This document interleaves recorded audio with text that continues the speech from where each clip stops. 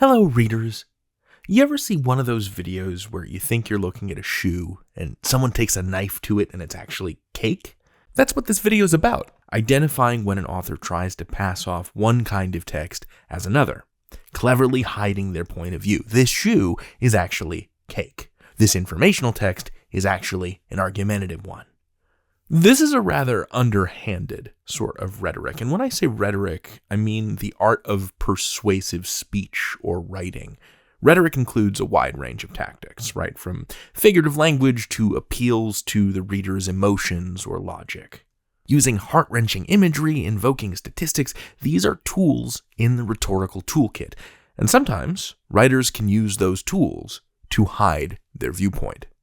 Here, let me give you an example, which, for the record, does not represent the views of either Khan Academy or me and is provided for training purposes only. Here we go. The facts on American poverty. According to the U.S. Census, the poverty rate in the year 2022 was 11.5%, or 37.9 million people. But 89% of American households have air conditioners, according to the U.S. Energy Information Administration, and fully 99.4% have at least one electric refrigerator. Both of these technologies were luxuries a century ago. The American standard of living is high. Even the percentage of households living in conditions deemed food insecure by the USDA was a mere 12.8% in 2022. In 2002, 20 years prior, the USDA claimed that only 11.1% of American households were food insecure. It may be the case that impoverished is a term that does not accurately describe these Americans. Okay, so that excerpt is trying to argue, by snowing us under with contextless facts, that poverty doesn't really exist at the rate we think it does. I'm going to go through and pick out some rhetorical techniques that will tell us that this is an argumentative essay and not just an unbiased informational one. Here we go. So the thing the author of this passage wants to do is create doubt. Look at how they're doing that. We've got these quotation marks in the title around poverty, which is what they used to call scare quotes.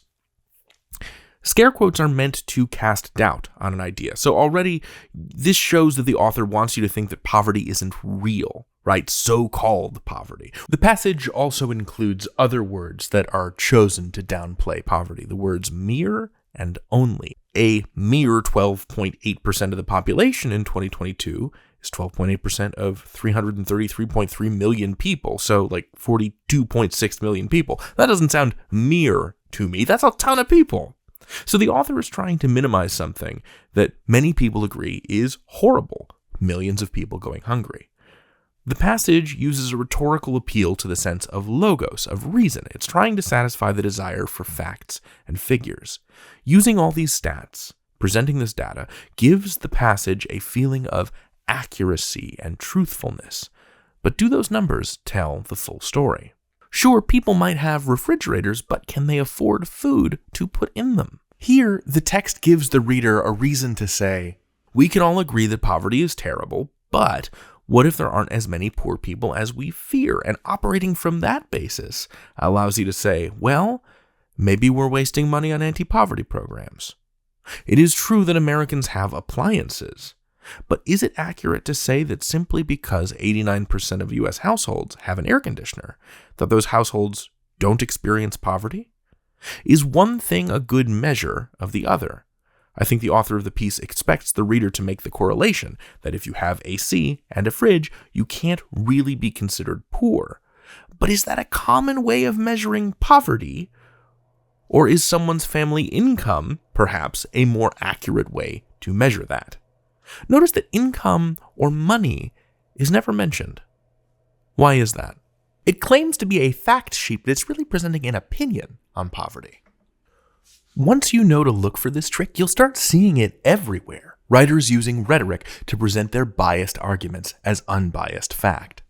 So, next time you're reading an article, ask yourself, what are the techniques that the authors use to try to convince their audience? What facts are the authors including, and what facts are they not including? Are they truly providing objective, unbiased information, or are they disguising their biases and opinions using rhetoric? Keep a sharp eye out, readers. Watch out for cake disguised as shoes. You can learn anything. David out.